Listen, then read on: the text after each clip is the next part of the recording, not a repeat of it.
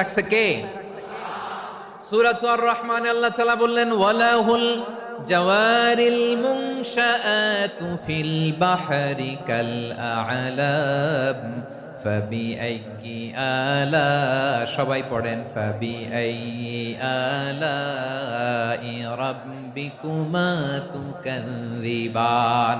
পাহাড় সম বড় বড় জাহাজগুলো মাল বোঝাই করে সাগরের মধ্যে ভেসে বেড়ায়। এগুলো দিয়ে মালামাল বহন করা যায়। মানুষরা এক দেশ থেকে আরেক দেশে যায়। এই জাহাজগুলোর সাগরের ভেতরে ভাসায় রাখলো কে? এই আয়াতের ভেতরে আল্লাহ তাআলা সূরাত বানী ইসরাঈলের এই চমৎকার আয়াতের ভেতরে আল্লাহ তাআলা বেসিক্যালি মানব জাতির প্রতি তার 4টি স্পেশাল অনুগ্রহের কথা বলেছেন। কয়টি? 2টা বলে ফেলছি। 1 নাম্বার ওয়ালাকাদ কাররামনা বানি আদম, আমি বনি আদমের সম্মান বাড়াইছি। নাকি মুসলমানদের? নাকি মুসল্লিদের? কার সম্মান বাড়িয়েছি? বনি আদমের। তাহলে human dignity, the first part of the verse talks about the human dignity.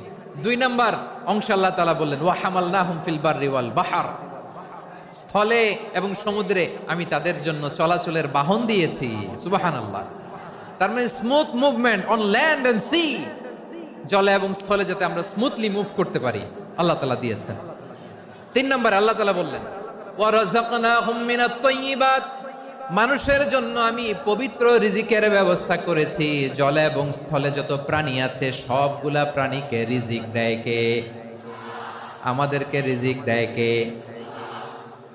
সাগরের মাছগুলোকে, বড় বড় তিমি মাছগুলোরে রিজিক দেয় কে? বাতাসের মধ্যে ভেসে বেড়ানো বড় বড় পাখিগুলো, স্ক্যান্ডিনেভিয়ান কান্ট্রি থেকে লক্ষ লক্ষ কোটি কোটি পাখিগুলো যে এক দেশ থেকে আরেক দেশে ট্রান্সফার হয়, এগুলোর রিজিক দেয় কে? রব্বুল আলামিন বলেন ওয়ামা মিন দাব্বাতিন ফিল আরদি ইল্লা আলাল্লাহি রিজকুহা ওয়া ইয়ালামু মুস্তাকাররাহা ওয়া মুস্তাওদাআহা কুল্লুম ফি কিতাবিম মুবিন। আল্লাহু আকবার।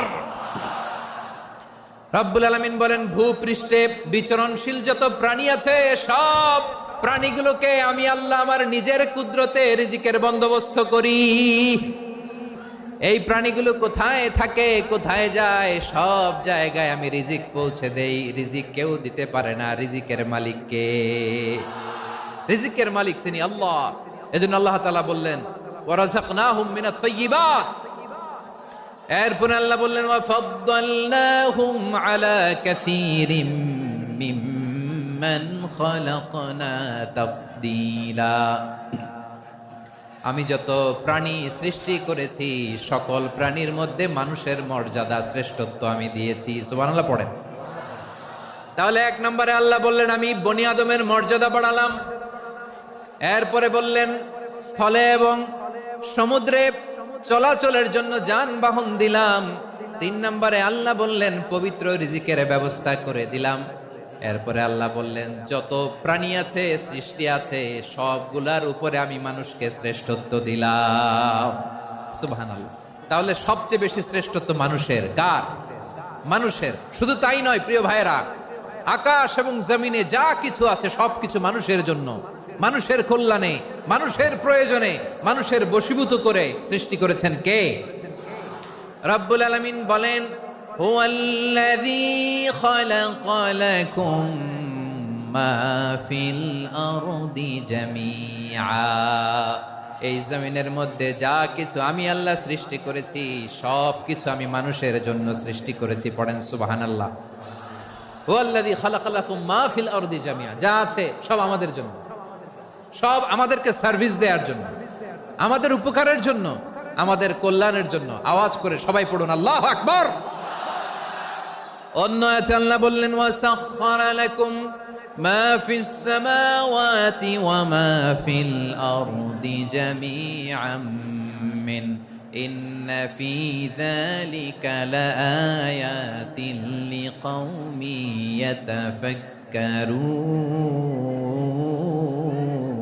ইয়াতাফাক্কারুন। প্রথমে আয়াতে আল্লাহ বললেন জমিনে যা আছে সব তোমাদের কল্যাণে আমি সৃষ্টি করলাম। এরপরে আল্লাহ বললেন, আকাশেও যা আছে সব তোমাদের জন্য সৃষ্টি করলাম, তোমাদের অনুগত বানায় দিলাম। পড়েন সুবহানাল্লাহ। মানুষের কি ব্রেইন দেখেন, মানুষ জমিন ছেড়ে আকাশে চলে যায়। পাখি দেখে মানুষের শখ হলো, পাখি যেহেতু উঠতে পারে আমরাও পারবো।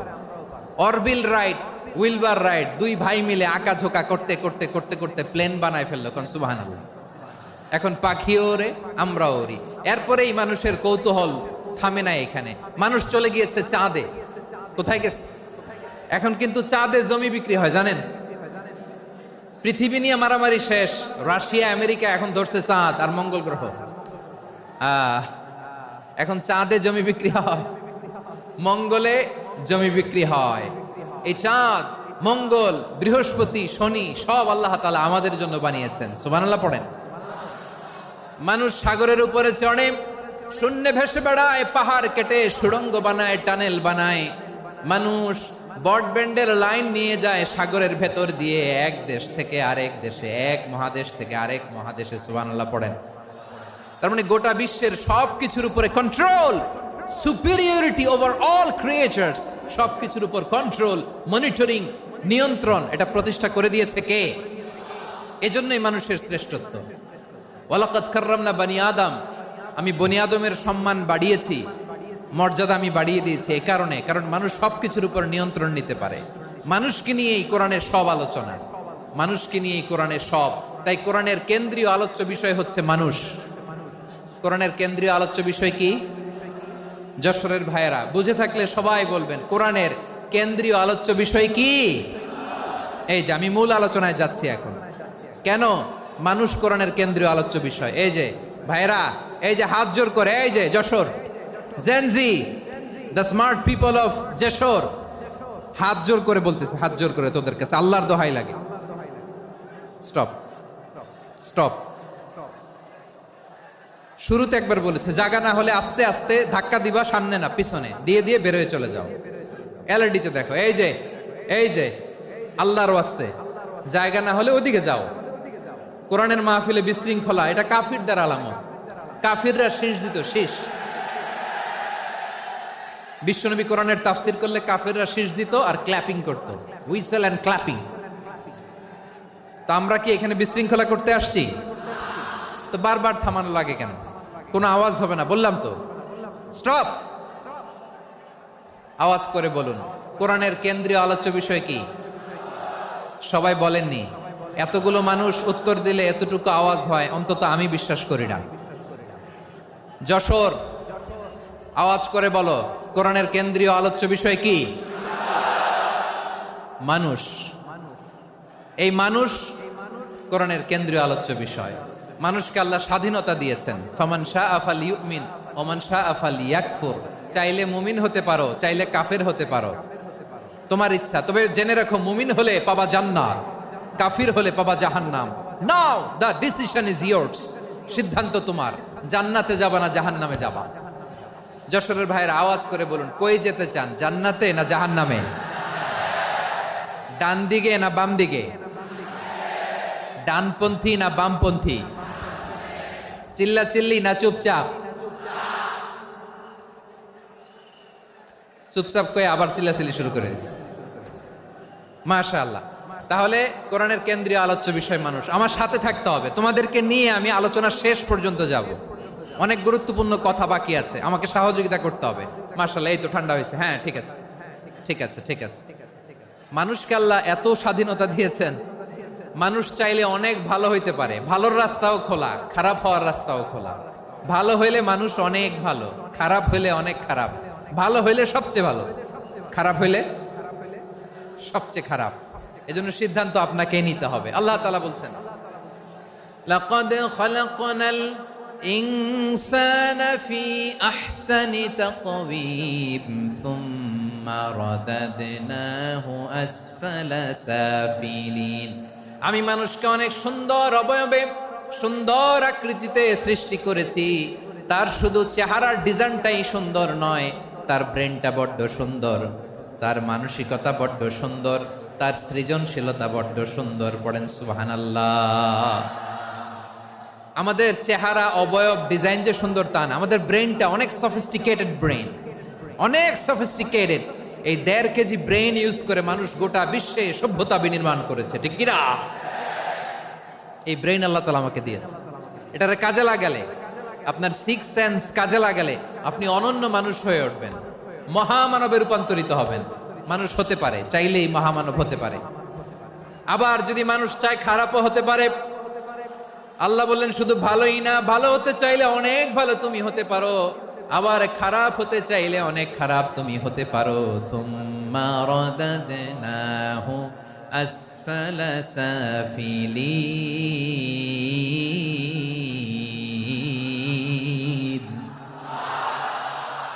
খারাপ হলে একেবারে খারাপ হতে পারো, নিকৃষ্ট হলে একেবারে নিকৃষ্ট হতে পারো, ভালো হলেও ভালো হতে পারো। কোন সুবহানাল্লাহ। এবার আওয়াজ করে বলুন, ভালো হতে চাই না খারাপ? শ্রেষ্ঠ না নিকৃষ্ট? মানুষ ভালো হলে মানুষ ফেরেশতার চেয়েও ভালো, মানুষ খারাপ হলে সে পশুর চেয়েও খারাপ। কথা ঠিক কিনা বলেন? ভালো হলে ফেরেশতার চেয়েও ভালো, খারাপ হলে পশুর চেয়েও নিকৃষ্ট। তার মানে শ্রেষ্ঠত্বে মানুষ, শ্রেষ্ঠত্বে ফেরেশতাকে হার মানায়, আর অধপতনে শ্রেষ্ঠত্বে ফেরেশতাকে ছাড়িয়ে যায়, আর অধপতনে পশুকেও হার মানায়। আই রিপিট, আমি আবারও বলছি, মানুষ শ্রেষ্ঠত্বে ফেরেশতাকে ছাড়িয়ে যায়, আর অধপতনে সে পশুকেও হার মানায়। আওয়াজ করে বলতে হবে ঠিক কি না? এটার প্রমাণ কি? মানুষ শ্রেষ্ঠ হইলে যে ফেরেশতার চেয়েও সেরা, তার প্রমাণ কি? আল্লাহ তাআলা বলছেন, ওয়া ইয কুলনা লিল মালাইকাতি ইসজুদু লি আদম ফাসাজাদু ইল্লা ইবলিস আবা ওয়াস্তাকবারা ওয়া কানা মিনাল কাফিরিন। আল্লাহ বলেন, স্মরণ করো সে সময়ের কথা যখন আমি ফেরেশতাদেরকে বললাম, ও ফেরেশতারা আদমকে সেজদা দাও। সব ফেরেশতারা সম্মান সূচক সেজদা আদমকে দিল, তারা আদমের জন্য সেজদায় লুটিয়ে পড়লো, একজন ছাড়া, তার নাম ইবলিস। আওয়াজ করে বলেন, তার নাম কি? সে অহংকার প্রদর্শন করলো, সে কাফের হয়ে গেল, বাকি সব ফেরেশতারা সেজদা দিল। সুবহানাল্লাহ। আবার আদম আলাইহিস সালামকে আল্লাহ জিজ্ঞেস করলেন, সব বলে দিল উত্তর, কিন্তু ফেরেশতাদেরকে একই প্রশ্ন জিজ্ঞেস করলেন, তারা উত্তর করতে পারে নাই। তার মানে এর মধ্য দিয়ে প্রমাণিত হয়, মানুষ ভালো হলে ফেরেশতার চেয়েও ভালো, ফেরেশতার চেয়েও মানুষের মর্যাদা বাড়িয়ে দিয়েছে কে? সব নূরের ফেরেশতা যখন মাটির আদমকে সেজদা দেয়, এটা প্রমাণ করে ফেরেশতার চেয়েও মানুষের মর্যাদা বাড়িয়ে দিয়েছে কে? তুমি মাটির আদমকে প্রথম সৃষ্টি করিয়া ঘোষণা করিয়া দিলে শ্রেষ্ঠ বলিয়া, তাই তো নূরের ফেরেশতা করে আদমকে সেজদা। ঠিক কিনা বলেন? তাই তো নূরের ফেরেশতা করে আদমকে সেজদা, সবার চেয়ে সম্মান দিলে মাটির আদমকে। আল্লাহু আল্লাহু তুমি জাল্লে জালালুহু, শেষ করা তো যায় না গে তোমার গুণগান। পড়েন না? পড়েন। আল্লাহু আল্লাহু তুমি জাল্লে জালালুহু, শেষ করা তো যায় না গে তোমার গুণগান। আল্লাহু আল্লাহু, আল্লাহু আকবার। আদমের মর্যাদা বেশি, মানুষের মর্যাদা বেশি, মানুষ শ্রেষ্ঠ, তার প্রমাণ নূরের ফেরেশতা মাটির আদমকে সেজদা করে। আওয়াজ করে বলেন ঠিক কি না?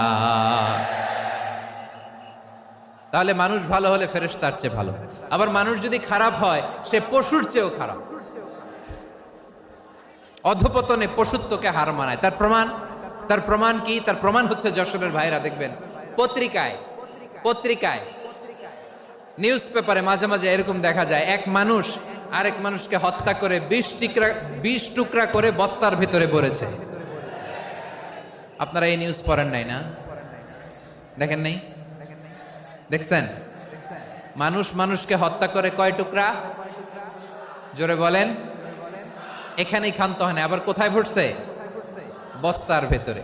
আচ্ছা, বুঝে থাকলে আওয়াজ করে বলেন, কোনদিন শুনছেন একটা হাতি আর একটা হাতিকে হত্যা করে 20 টুকরা করছে, এরপরে বস্তার ভিতরে ভরছে?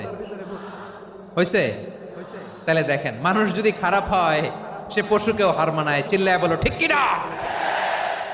এমনও দুশ্চরিত্র মানুষ আছে যার যার নজর থেকে 6 মাসের ছোট্ট মেয়ে থেকে শুরু করে 80 বছরের বৃদ্ধারাও নিরাপদ নয়। পশুকেও হার মানে। মানুষের ঘর জ্বালিয়ে পুড়ে মেসাকার করে দেয়, জনপদের পর জনপদ জ্বালায় দেয়, এরকম আছে না নাই? বোমা মেরে শহরগুলো উড়িয়ে দেয়। এই যে ইসরায়েল গাজার মধ্যে যে অ্যাটাক করেছে, এরা মসজিদ মানে নাই, মসজিদে বম ফেলেছে। এরা খ্রিস্টানদের চার্চ গির্জা মানে নাই, গির্জায় বম ফেলেছে। পৃথিবীর ইতিহাসে never happened in the history of the world that someone bombed on a hospital, on a ICU center. এমন হাসপাতাল যেখানে আইসিইউর রোগীরা আছে, ওই হাসপাতালের উপরও ইসরায়েলি সৈনিকেরা বোমা মেরেছে। জোরে বলেন ঠিক কিনা? এরা মানুষ? আওয়াজ করে বলেন, এরা মানুষ না। প্রিয় ভাইয়েরা, চোখ কান নাক মুখ থাকলেই মানুষ না। যা সামনে দেখেন এগুলো সব মানুষ না, এগুলো জনসংখ্যা। এগুলো কি? সবাই বলুন, এগুলো কি? বাড়ছে জনসংখ্যা, কমছে মানুষ। বাড়ছে জনসংখ্যা, কমছে। এই দুনিয়া এখন তো আর সেই দুনিয়া নাই, মানুষ নামের মানুষ আছে দুনিয়া বোঝাই,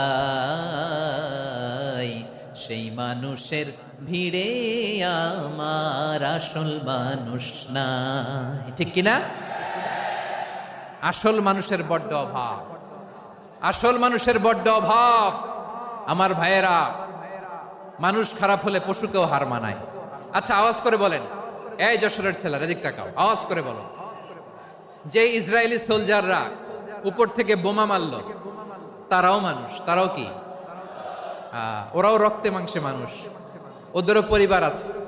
বোমা মেরে যেই মেয়েটাকে তারা অনাথ বানায়, ইয়াতিম বানায়, ও কিন্তু বাসায় ওর মেয়েটাকে রেখে আসছে। ঠিক কিনা বলেন?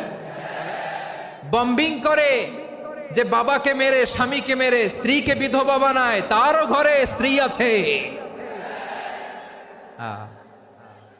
উপর থেকে বম মেরে মানুষ মেরে দিচ্ছে, তারাও মানুষ।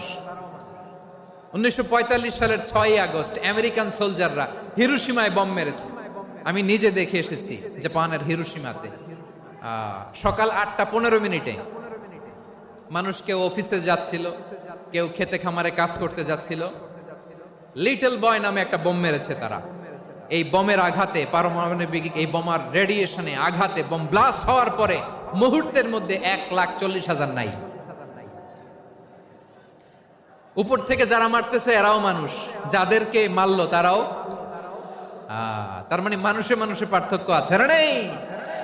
মানুষে মানুষে পার্থক্য আছে। নাক কান চোখ মুখ থাকলেই মানুষ নয়। বাড়ছে জনসংখ্যা, কমছে মানুষ। চিল্লায় বলো ঠিক কিনা? তাহলে আমরা বুঝলাম, মানুষ ভালো হলে অনেক ভালো, খারাপ হলে অনেক খারাপ। ও আমার কলিজার টুকরা যশোরের ভাইয়েরা, আসুন না 3 দিন ব্যাপী এই তাফসিরুল কোরআনের ঐতিহাসিক প্রোগ্রাম থেকে আমরা সিদ্ধান্ত নেই, আমরা ভালো মানুষ হব নাকি খারাপ মানুষ হব। কলিজা থেকে, প্রাণ থেকে আওয়াজ করে সবাই বলুন, ভালো মানুষ নাকি খারাপ মানুষ? ভালো মানুষ হইতে হবে। ভালো মানুষ যারা জগৎটাকে এনলাইটেন করবে, যারা এনলাইটেন করবে, যারা সত্যের বীর সেনানী হয়ে দাঁড়াবে, যারা সত্যের পক্ষে কথা বলবে, যারা জালিমের মসনদকে ভেঙে খান খান করে দেবে। এরকম হওয়ার দরকার আছে না নাই? এরকম ভালো মানুষ আমরা হতে চাই কি চাই না? মানুষকে যত্ন নিলে মানুষ যে কত ভালো হয় আপনি কল্পনাও করতে পারবেন না। এই যে আপনাদের যশোরে যে ভালো ছেলেগুলো আছে, যে ভালো তরুণগুলো আছে, যে যুবকগুলো আছে, যে ভালো আলেমরা আছে, ভালো নেতারা আছে, সবাই যদি তাদের মতো হতো, পুরো যশোরটা একটা জান্নাতের টুকরা হয়ে যেত। আওয়াজ করে বলেন ঠিক কিনা? মানুষকে নার্চারিং করলে, মানুষকে পলিশ করলে, মানুষকে গ্রুমিং করলে, মানুষকে সঠিক তারবিয়া দিলে মানুষ অনন্য হয়ে ওঠে। প্রতিটি মানুষ অনন্য। আমি অনন্য, আপনি অনন্য, আমরা সবাই অনন্য। সুবহানাল্লাহ বলেন। মানুষকে আল্লাহ তাআলা দিয়েছেন অসীম ক্ষমতা, অসীম ক্ষমতা। সুবহানাল্লাহ। একটা মানুষ পারে না এমন কিছু নাই।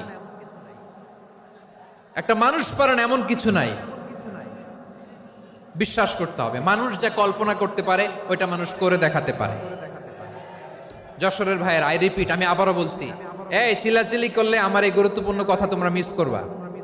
আমরা যখন আমার পিতার পৃষ্ঠদেশে ছিলাম, পিতার পৃষ্ঠদেশ থেকে শুক্রাণু যখন মায়ের গর্ভদেশে যেয়ে পড়ে, কতটা শুক্রাণু ভ্রমণ শুরু করে জানো? 20 কোটি শুক্রাণু।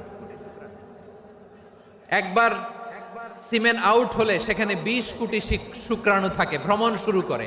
ওই 20 কোটি শুক্রাণুর মধ্যে থেকে তুমি আমি আজকে এক বিকশিত শুক্রাণু মানব রূপে পৃথিবীতে এসেছি। সুবহানাল্লাহ। ওই 20 কোটি শুক্রাণুর প্রতিযোগিতায় সবাই রে পেছনে ফেলে সেদিন আমি সফল হয়েছিলাম, সেদিন আমি বিজয়ী হয়েছিলাম। সেদিন আমি এত ছোট ছিলাম, মাইক্রোস্কোপ দিয়েও আমার অস্তিত্ব টের পাওয়া যায় না। আমি এত তুচ্ছ ছিলাম, নগণ্য ছিলাম, আমার কান ছিল না, আমার চোখ ছিল না, আমার হাত ছিল না, আমার জন্য রিকমেন্ডেশন করার মতো মামু ছিল না, খালা ছিল না, কেউ ছিল না। তারপরেও ওই প্রতিযোগিতায়, ওই কম্পিটিশনে যখন আমারে কেউ হারাতে পারে নাই, আল্লাহর জমিনেও আমারে কেউ হারাতে পারে না। হারার জন্য তোমার জন্মই হয় নাই, তুমি আসছোই জিতার জন্য। সুবহানাল্লাহ।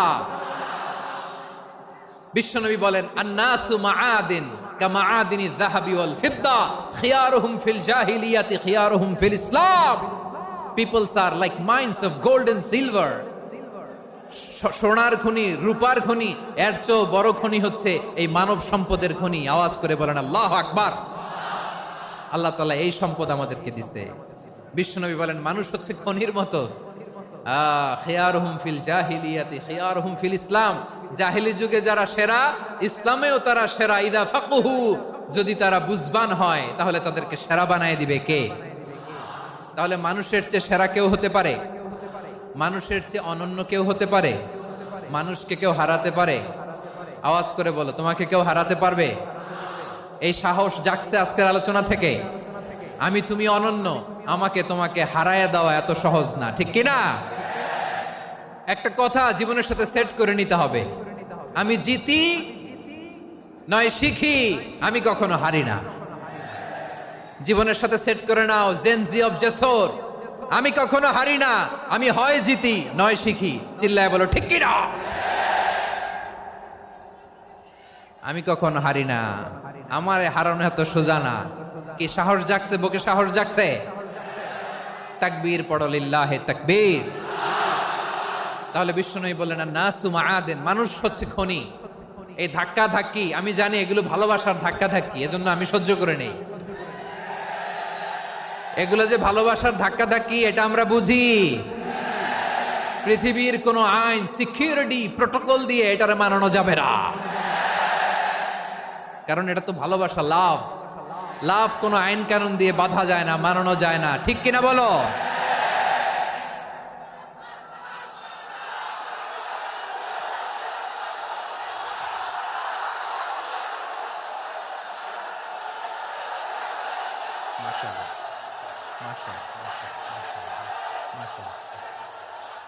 ঠিক আছে, বসুন বসুন বসুন। আল নাসু মাআদিন, মানুষ হচ্ছে খনি। এই খনির যত্ন নিতে হবে। আমার মা বাবা যারা এসেছেন, আপনার ছেলে মেয়ের যত্ন নেন। আপনার ছেলের মধ্যে যে কি পটেনশিয়াল আপনি জানেন না। আপনার এই ছোট্ট অবুজ ছেলেটাই আগামী দিনের শায়েখ আহমদুল্লাহ হবে। আপনার হেফজখানায় পড়া ওই ছোট্ট ছেলেটাই আগামী দিনের আল্লামা মামুনুল হক হবে। আপনার ওই ছেলেটা আমির হামজা হবে, আব্দুল হাই সাইফুল্লাহ হবে। এভাবে বড় বড় আলেম হবে, তারা যুগশ্রেষ্ঠ আলেম হবে। সেই একদিন এই বাংলাদেশের পার্লামেন্টে যে বক্তব্য দিয়ে যশোরের পক্ষে কথা বলবে। আপনি জানেন না, কাউকে ছোট করবেন না আপনি। ওর কনফিডেন্স আপনি কমাবেন না, আপনি কমাতে পারেন না। প্যান্ডেলে আমার যে মা বোনেরা আছেন, ছেলে মেয়েদেরকে কখনো ছোট করে কথা বলবেন না। ও যে কোথায় যাবে আপনি জানেন না। আপনি মা হয়ে তাকে সাহস দিবেন, তার কল্পনার জগৎটাকে সাজাতে তাকে উৎসাহিত করবেন, ঠিক কিনা বলেন? আর আমার প্যান্ডেলের আমার প্রিয় শ্রদ্ধাশীলা মায়েরা বোনেরা, আপনারা তো আরো দামি সম্পদ। বিশ্বনবী বলেন, আর দুনিয়া কুল্লুহা মাতা। আল্লাহ আল্লাহ আল্লাহ, বিশ্বনবীর কথার ওজন দেখেন, আর দুনিয়া কুল্লুহা মাতা ওয়া খায়রু মাতা'আদ দুনিয়াল মারআতুস সালিহা। বিশ্বনবী বলেন, দুনিয়ায় যা দেখো সব আল্লাহর দেওয়া অ্যাসেট, মানে সম্পদ। আর এত অ্যাসেটের ভিড়ে সবচাইতে শ্রেষ্ঠ সম্পদ হচ্ছে নেককার নারী। সুবহানাল্লাহ। ভাইয়েরা বোনের সাথে খারাপ আচরণ করো না, সন্তান মায়ের সাথে খারাপ আচরণ করো না। আমাদের মায়েরা আমাদের asset, they are our priceless asset.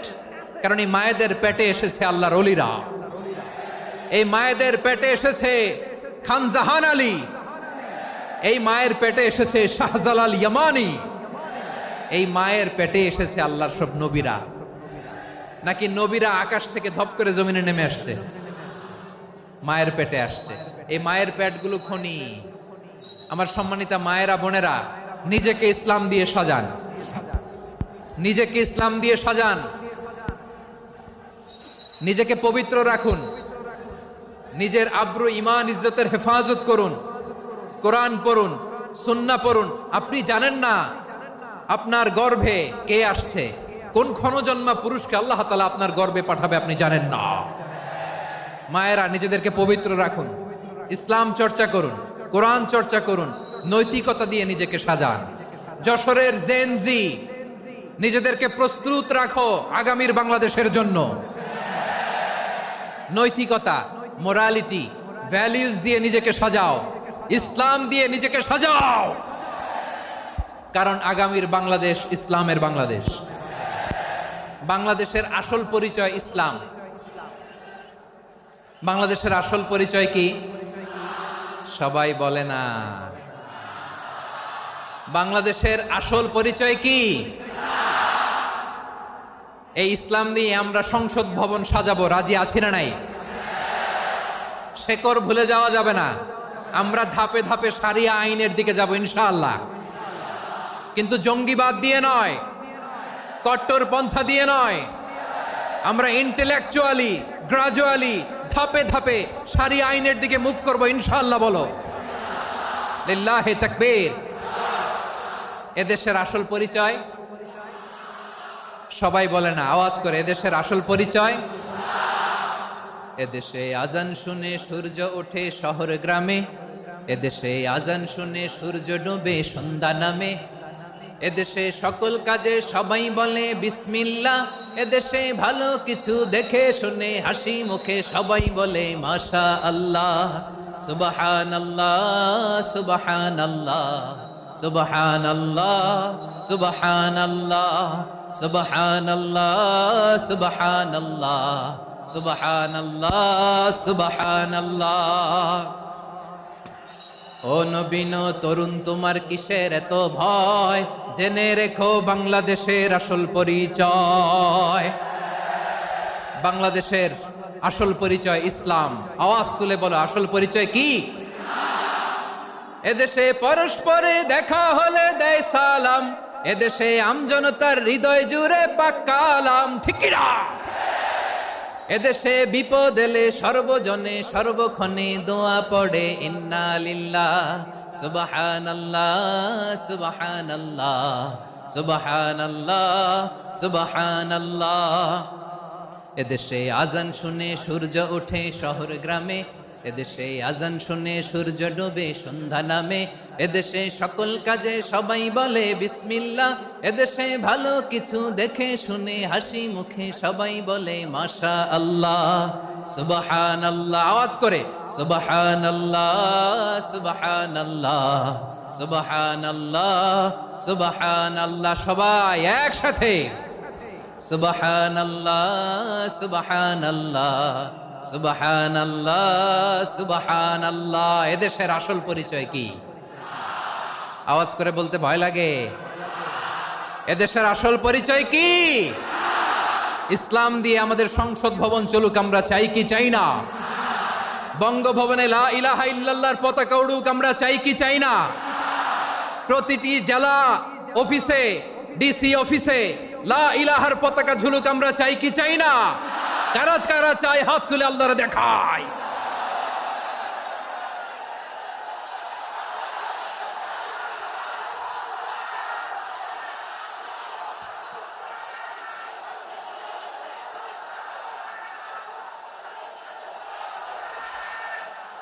মাশাআল্লাহ, মাশাআল্লাহ, মাশাআল্লাহ, মাশাআল্লাহ। যশোর, আওয়াজ করে বলো, ভালো মানুষ না খারাপ মানুষ? বুঝে বলছো তো? মানুষ ভালো হলে যে কত ভালো। এই মানুষকে যত্ন নিলে, মানুষকে মানুষ বানালে যে সে কি হতে পারে শুনবা? হ্যাঁ, নাকি মোনাজাত দিয়ে দিব? শুনবা? তাহলে থামতে হবে। থামো, আমি যখন বলবো থামো থামো, তাকবীরের সময় দিলে তাকবীর। থামো থামো। মানুষকে যত্ন নিলে, এই এদিকে এদিকে, ড্রোন নামায় ফেলো। হয়েছে, ড্রোনের ফুটেজ হয়ে গেছে, এবার ড্রোন নামায় ফেলো। আমার দিকে তাকাও। মানুষকে, তোমরা এদিক সেদিক তাকালে তো গুরুত্বপূর্ণ পয়েন্ট মিস হয়ে যাবে। এদিকে এদিকে, হ্যাঁ মাস, ঠিক আছে, এদিকে। মানুষকে যত্ন নিলে মানুষের মধ্যে যারা কি পটেনশিয়াল রেখেছে। আমি জাপানের দুইটা উদাহরণ দেই। জাপানের, এই এই এভাবে এভাবে হবে, হয় বসো নয় পেছনে, কথা নাই, কথা তো বলাই যাবে না, হারাম কথা বলা। আজকে একেবারে চুপ, আজকের জন্য হারাম করে দিছে আমি, এই কিছু সময়ের জন্য একেবারে নিষিদ্ধ। জাপানের দুইটা উদাহরণ দেই, খেয়াল করে একটু শুনেন, বুঝবেন। আল্লাহ, 2022 সালে জাপানের সাথে জার্মানির খেলা, ফিফা ওয়ার্ল্ড কাপ 2022। এক পক্ষে জাপান, আরেক পক্ষে কোন দেশ? কথা শোনে নাই। এক পক্ষে কোন দেশ, আরেক পক্ষে সবাই। এক পক্ষে, আরেক পক্ষে। ওই খেলায় জিতেছিল জাপান, জিতেছিল 22 সালের এই ফিফা ওয়ার্ল্ড কাপে। জাপান ফুটবল খেলায় জিতে, as a part of their celebration, তারা খেলার পরে পুরো স্টেডিয়ামটারে ক্লিন করে। The fan base of Japan, lakh lakh মানুষ খেলা দেখতে যায়, তো এত ডাস্টবিনও তো নাই। তো যারা ডাস্টবিনে জায়গা পায় নাই, তারা এই যে চকলেটের প্যাকেট, পানির বোতল, চিপসের প্যাকেট তারা এদিকে সেদিকে রেখে দিয়েছে। জাপানের ভক্তরা, জাপানের ফলোয়াররা, as a part of their celebration, তারা খেলার পরে পুরো স্টেডিয়ামের সব ময়লা আবর্জনা ক্লিন করে তারপরে বিদায় নিয়েছে। তাদেরকে কি ক্লিন করার দায়িত্ব দেওয়া হয়েছিল? এই যশোর, জাপানের যে ছেলেরা খেলা দেখতে গেছিল, ওদেরকে কি ক্লিন করার দায়িত্ব দিছিল? তারা কি স্টেডিয়ামের পরিচ্ছন্নতা কর্মী?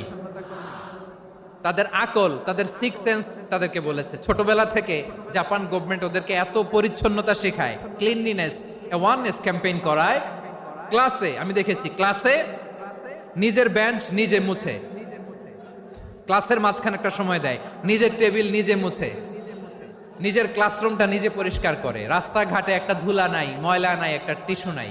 খেলার পরে গোটা বিশ্বকে তাক লাগিয়ে দিয়েছে। জাপানের ফ্যানরা সবার রেখে যাওয়া গার্বেজ, টিস্যু, বোতল পরিষ্কার করে তারপরে স্টেডিয়াম থেকে বিদায় নিয়েছে। আমরা কেন এমন হইতে পারলাম না?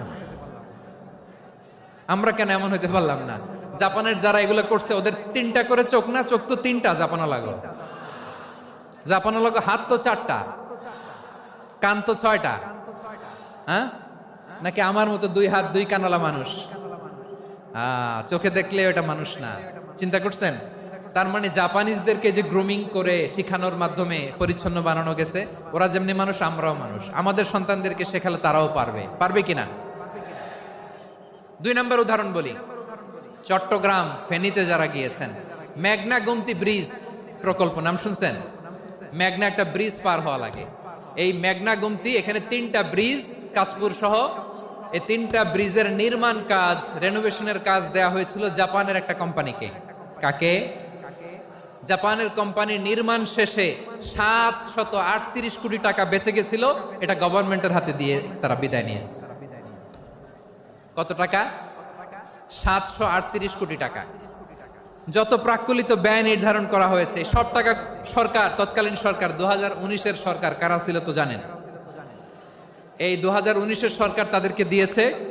তারা রিনোভেশন নির্মাণ শেষে 738 কোটি টাকা অতিরিক্ত বেঁচে গেছিল। এটা আবার গভর্নমেন্টের হাতে বুঝাই দিয়ে তারা বিদায় নিচ্ছে। আমরা কেন এমন হইতে পারলাম না? জাপানের ওরাও মানুষ, আমরাও মানুষ। তার মানে মানুষে মানুষে পার্থক্য আছে না নাই? আচ্ছা, জাপানের 2টা উদাহরণ দিলাম, এবার আমার দেশের 2টা উদাহরণ দিব না? বাংলাদেশের দুটা উদাহরণ দেয়। 1 নম্বর উদাহরণ, গত সপ্তাহে আপনারা জানেন কক্সবাজার আমার একটা প্রোগ্রাম ছিল, তো হেলিকপ্টারে গিয়েছিলাম। ফেনী জেলা যখন পার হচ্ছি আমি দেখলাম 3টা উইন্ডমিল চিনেন তো, বিশাল পিলার, 3টা 4টা পাখা থাকে, বায়ু বিদ্যুৎ কেন্দ্র, বাংলাদেশের প্রথম বায়ু বিদ্যুৎ কেন্দ্র এটা, মুহুরী প্রজেক্ট বলে এটা সম্ভবত, মুহুরী প্রজেক্ট। তো সাগরের বাতাসের ঝাপটায় এটা ঘুরে এনার্জি হয়, ইলেকট্রিসিটি উৎপাদন হয়। তো আমি পাইলটকে বললাম, ভাই এগুলো থেকে কেমন ইলেকট্রিসিটি উৎপাদন হয়? কয় হুজুর একটুও হয় না, কিছুই হয় না। কিছুই হয় না মানে? বলে হুজুর বাংলাদেশে যত উইন্ডমিল আছে এটার পাখা একটাও ঘুরে না। আল্লাহ, বলেন কি? তাহলে এই যে কোটি কোটি টাকা ব্যয় করে যে উইন্ডমিল, কয় হুজুর ভিতরে ফিটফাট, উপরে ফিটফাট, ভিতরে সদরঘাট। তার মানে কোটি কোটি টাকা দিয়ে এই উইন্ডমিল বানায়, এখানে কিছু নাই। দুর্নীতির আড্ডাখানা, আখড়াখানা বাংলাদেশ, ঠিক কিনা বলেন? আয় রে, জাপানিজরাও মানুষ, আমরাও মানুষ। আমার এক নিকটাত্মীয় সরকারি চাকরিজীবী, উনি আমাকে বললেন, বাংলাদেশের আর একটা উদাহরণ দেখি। উনি আমাকে বললেন যে প্রতি বছর আমাদের অফিসের ফার্নিচার চেঞ্জ করে। আমি বললাম প্রতি বছর ফার্নিচার চেঞ্জ করে কেন? বলে যে ফার্নিচার নতুন পারচেজ করলেই তো ওইখানে টাকা, নতুন কিনতে পারলেই টাকা, নতুন উন্নয়নের সবক শোনাতে পারলেই টাকা। প্রথম আলোর রিপোর্ট, কি আলো? প্রথম আলোর রিপোর্ট, গত 15 বছরে উন্নয়নের নামে লুটপাট হয়েছে প্রায় 3.25 লাখ কোটি টাকা। কার রিপোর্ট? আমাদের বানানো কথা, প্রথম আলোর রিপোর্ট। গত 15 বছরে কারা ছিল জানেন তো? হ্যাঁ, শুধু ওনাদেরকেই দোষ দিয়ে লাভ নাই। স্বাধীনতার পর থেকে শুধু শাসকের হাত বদল হয়েছে, আমরা কিছু পাই নাই, ঠিক কিনা বলেন? শুধু ওনাদের দোষ দিয়ে কি লাভ? একদল খাইছে, আরেক দল খাওয়ার জন্য রেডি হয়ে আছে। আমরা এরকম চাই না। আমরা চাই স্বাধীন সার্বভৌম বাংলাদেশ, আমরা চাই দুর্নীতিমুক্ত বাংলাদেশ। আমি নিউজটা যে কতবার পড়লাম, এটা কি সম্ভব? 3.25 লাখ কোটি টাকা লুটপাট, মানে লুটপাট করতে করতে এদেশের জনগণকে ফুটপাতে বসায় দিচ্ছে। প্রিয় ভাইয়েরা, তাহলে জাপানের মানুষও মানুষ, আমরাও মানুষ। সিদ্ধান্ত আপনার, কোন মানুষ হবেন, ভালো মানুষ না খারাপ মানুষ? আজকের আলোচনার বিষয় হচ্ছে মানব সম্পদের উন্নয়ন, human resource development. It's a process to increase the capacity of knowledge, skill, capacity of the people of a country. একটা দেশের মানুষের জ্ঞান, তাদের দক্ষতা কি করে বাড়ানো যায়, বাড়িয়ে দেশের উন্নয়ন করানো যায়, এটাই হচ্ছে মানব সম্পদ উন্নয়নের মূল কথা। তাহলে মানব সম্পদ হচ্ছে একটা দেশের সবচাইতে শক্তিশালী পুঁজি। প্রাকৃতিক সম্পদ, খনিজ সম্পদের চেয়েও দামি হচ্ছে মানব সম্পদ। আমার প্রিয় যশোর, প্রাকৃতিক সম্পদ, খনিজ সম্পদের চেয়ে দামি সম্পদ কি সম্পদ? আল্লাহ তাআলা দয়া করে আমাদেরকে এই মানব সম্পদ দিয়েছেন। আসুন আমাদের এই মানুষগুলোকে আমরা সোনার মানুষ বানাই। রাজি আছেন তো সবাই? রাজি আছেন? মানুষ পারে না এমন কোনো কিছু নাই, চাইলে সব পারে। এজন্য মানুষকে তারবিয়া দিতে হবে, যথাযথভাবে তাদেরকে গড়তে হবে। আসুন আমরা সিরাতের আয়নায় বিশ্বনবীর জীবনী থেকে দেখি তিনি কিভাবে হিউম্যান রিসোর্সকে ম্যানেজ করতেন। যদি আপনাদের সময় হয়, 2-1টা উদাহরণ দিয়ে আজকে আমি আমার আলোচনার বিদায় নিব। হবে সময় হবে কয়েক মিনিট? হ্যাঁ, শান্ত থাকবেন তো? শান্ত থাকবা? হ্যাঁ, ঠিক আছে। এই ধাক্কার মধ্যে ঢুকছে, এবার মজা বুঝতেছো তো? হ্যাঁ, মানা করছিলাম না? ঠিক আছে, টের পাও। হ্যাঁ, ঠিক আছে। যে আওয়াজ করবে আমি ওকে দেখতেছি, কে কে আওয়াজ করে দেখতেছি। শেষ কথা, শেষের দিকে চলে আসছি। বিষ্ণু ইসলাম কিভাবে হিউম্যান রিসোর্সকে ম্যানেজ করতেন, মজার কথা আছে কয়েকটা, বলে বিদায় নিব। বিশ্বনবী কিভাবে এই মানব সম্পদকে ম্যানেজ করতেন? বিশ্বনবী he was a very good talent hunter, চৌকস ট্যালেন্ট হান্টার ছিল। কার মধ্যে কি ট্যালেন্ট আছে দেখলেই বুঝে ফেলতেন। সুবহানাল্লাহ পড়বেন না? কি নবী আমরা পেয়েছি! He was a very good talent hunter. আমার নবী তিনি চৌকস ট্যালেন্ট হান্টার ছিলেন। কার মধ্যে কি প্রতিভা বের করতেন, ওই প্রতিভাকে ইসলামের কল্যাণে কাজে লাগাতেন। সুবহানাল্লাহ বলেন। যাকে যেই জায়গায় সেট করলে ভালো হবে তাকে ওই জায়গায় সেট করতেন। কয়েকজন সাহাবীর জীবনী শোনাই। আবু মাহজুরা রাদিয়াল্লাহু তাআলা আনহু, মক্কার মুয়াজ্জিন, আগে ছিল মুশরিক, পরে হইছে মুমিন। উনি কিভাবে মুমিন হইলেন এই ঘটনাটা একটু আপনাদের শোনাতে চাই। তা আপনাদের তো সময় নাই হাতে, হ্যাঁ সময় আছে? এই জেনজি শেষ করে দিল আজকের প্রোগ্রামটা। 1 ঘন্টা ধাক্কা ধাক্কি করে কেমনে দাঁড়ায় আছে আমি বুঝলাম না।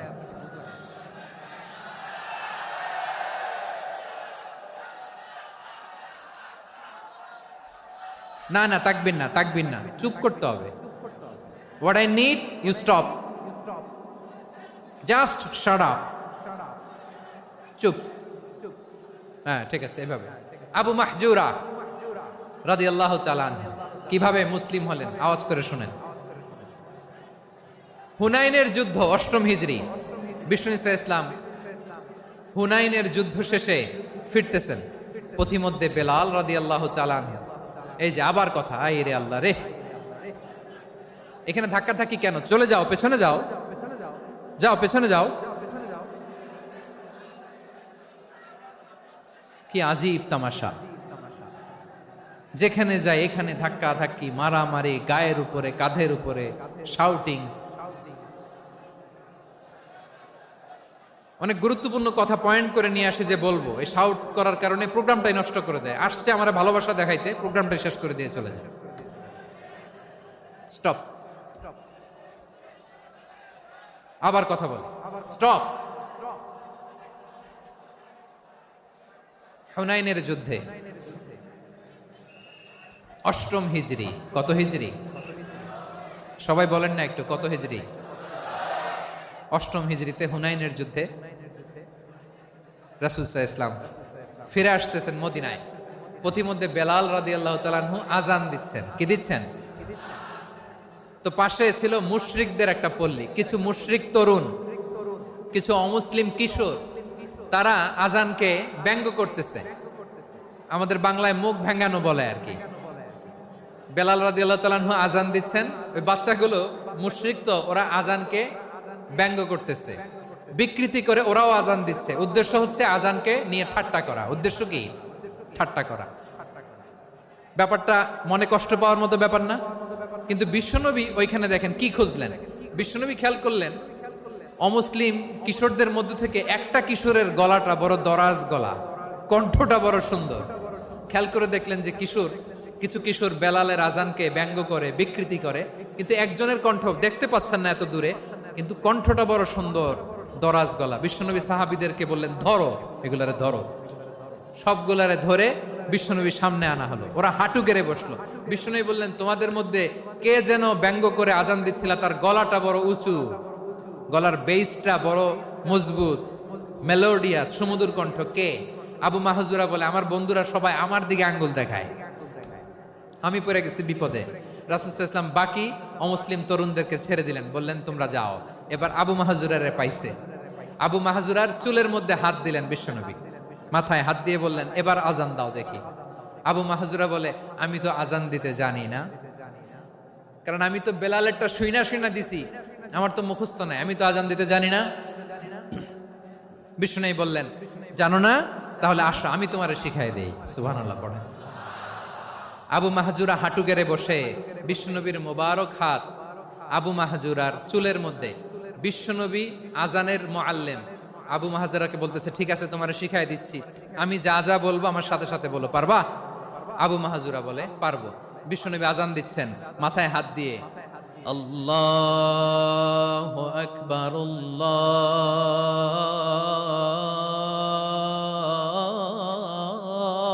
আল্লাহু আকবার। আবু মাহজুরা এই বাক্যটা পড়লেন। বিশ্বনবী দ্বিতীয় বাক্য পড়তে আরম্ভ করলেন, আল্লাহু আকবার,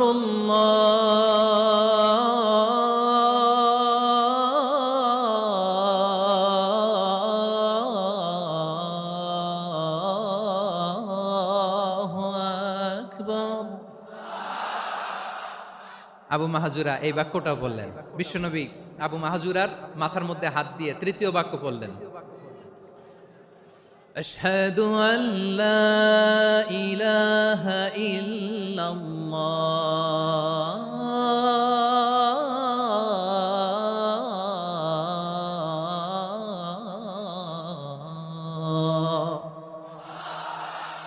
আবু মাহাজুরা তৃতীয় বাক্য পড়লেন। বিশ্বনবী একটা বাক্য পরে আবু মাহাজুরা পরে, বিশ্বনবী পরে আবু মাহাজুরা পরে। আবু মাহাজুরা কিন্তু অমুসলিম, মুশরিক। আবু মাহাজুরা বলে, এক একটা বাক্য পড়ি আমার কলিজাটা গলে ঠান্ডা হয়ে যায়।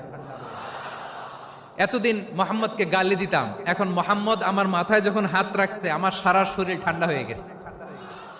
বিশ্বনবী আজান শিখাচ্ছেন, একটা একটা বাক্য পড়ে আবু মাহাজুরাও পড়ে, বিশ্বনবী পড়ে আবু মাহাজুরাও পড়ে। পুরো বাক্যগুলো যখন শেষ, আজান শেষ, আবু মাহাজুরাও যখন পুরো আজান পড়লেন, আবু মাহাজুরা বললেন, এতদিন মোহাম্মদের চেহারা দেখলে আমার ঘৃণা লাগতো, আজ থেকে মোহাম্মদের চেহারার চেয়ে প্রিয় চেহারা আমার কাছে নাই।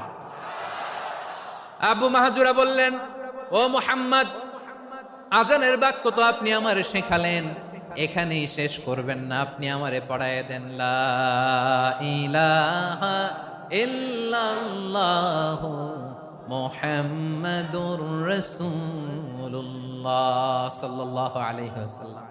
বিশ্বনবীর সাথে দাঁড়িয়ে উনি শাহাদা পড়ে মুসলমান হয়ে গেলেন। এবার আবু মাহাজুরা বলে, ইয়া রাসূলুল্লাহ, ইয়া হাবিবাল্লাহ, আমি মুমিন হয়েছি, মুসলমান হয়েছি,